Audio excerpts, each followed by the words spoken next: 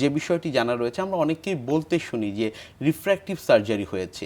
অনেকে আসলে জানেন না যে এই রিফ্র্যাক্টিভ সার্জারি বলতে আসলে কি বোঝায়। আপনার কাছ থেকে এই বিষয় সম্পর্কে একটু বিস্তারিত জেনে নিতে চাই। আসলে রিফ্র্যাক্টিভ সার্জারি আমাদের চোখের সার্জারির এমন একটি বিশেষ একটি দিক যেটির সাহায্যে আমরা আসলে চোখের পাওয়ারের যে ধরনের সমস্যাগুলো থাকে সেটিকে কিন্তু খুব নিমিষেই সারিয়ে তুলতে পারি, এবং এই রিফ্র্যাক্টিভ সার্জারি এই চোখের পাওয়ারের একটি স্থায়ী সমাধান বলা যায় আর কি। আমি একটু ছবি দিয়ে আপনাকে বুঝিয়ে দিতে চাই। লক্ষ্য করুন, প্রথম ছবিতে আলো আমাদের চোখের একেবারে রেটিনার কেন্দ্রবিন্দু স্থলে যখন পড়ছে তখনই কিন্তু আমরা দেখার অনুভূতি পাচ্ছি। কিন্তু এই আলো যদি আমাদের চোখের পেছনের অংশে বা সামনের অংশে বা একটি পয়েন্টে না পড়ে বিভিন্ন জায়গায় যদি পড়ে, তখনই কিন্তু আসলে চোখের পাওয়ার জনিত সমস্যাগুলো দেখা দেয়। সেটিকে আমরা বলি, কখনো বলি প্লাস পাওয়ারের সমস্যা অর্থাৎ হাইপারমেট্রোপিয়া, মাইনাস পাওয়ারের সমস্যা অর্থাৎ মায়োপিয়া বা সিলিন্ডার পাওয়ারের সমস্যা, সেটিকে আমরা বলি অ্যাস্টিগম্যাটিজম। পরের ছবিতে আমরা যাই। আমরা সবাই জানি যে এই সমস্যাগুলোর সমাধান কিন্তু চশমার মাধ্যমে করা সম্ভব।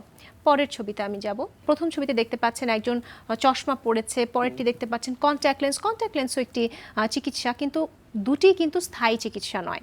আপনি জানেন যে চশমা কিন্তু এত মোটা চশমা পড়লে সেখান থেকে কিন্তু মানুষের কনফিডেন্সের অভাব হতে পারে, বা চশমা পড়লে সেটিরও কিছু প্রতিবন্ধকতা আছে, সকালে পড়তে হয়, সেটির পরিচর্যার বিষয় থাকে। কন্ট্যাক্ট লেন্স থেকে অনেক সময় দেখা যায় যে ইনফেকশন হচ্ছে, এটির পরিচর্যারও বিষয় থাকে অনেক বেশি, এবং এটি দীর্ঘ সময় পড়েও থাকা যায় না।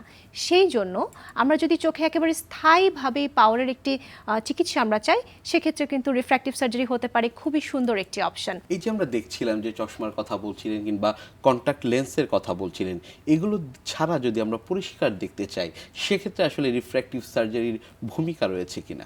যে আমি যে কথাটা একটু আগে বলছিলাম যে কন্ট্যাক্ট লেন্স বা চশমা দুটো কিন্তু স্থায়ীভাবে সমাধান নয়, অর্থাৎ এর পরিচর্যার বিষয় থাকে। কিন্তু রিফ্র্যাক্টিভ সার্জারি এমন একটি ব্যবস্থা, এটি কিন্তু একেবারে স্থায়ীভাবে আমাদের চোখের পাওয়ারটিকে কারেকশন করে দিচ্ছে, এবং আমাদের চোখের যে মোটা চশমা বা কন্ট্যাক্ট লেন্স পরার উপর যে নির্ভরশীলতা, এটি কিন্তু স্থায়ীভাবে সরিয়ে দিচ্ছে। আমরা জানি যে বিভিন্ন ধরনের পদ্ধতি রয়েছে, যেমন পিআরকে, ল্যাসিক, স্মাইলি।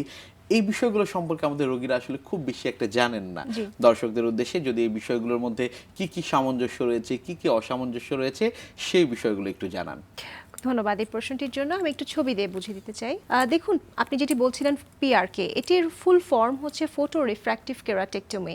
অর্থাৎ চোখের আমাদের যে মণি বা কর্নিয়া থাকে, যেটিকে আসলে আমাদের চোখের জানালাও আমরা অনেক সময় বলে থাকি, এর ওপরের অংশে অর্থাৎ এপিথেলিয়ামটাকে সরিয়ে এর ওপরে লেজার রশ্মি প্রয়োগ করে আমরা কিন্তু পাওয়ার কারেকশনটা করি, এবং তারপর একটি ব্যান্ডেজ কন্ট্যাক্ট লেন্স আমরা পরিয়ে দিচ্ছি।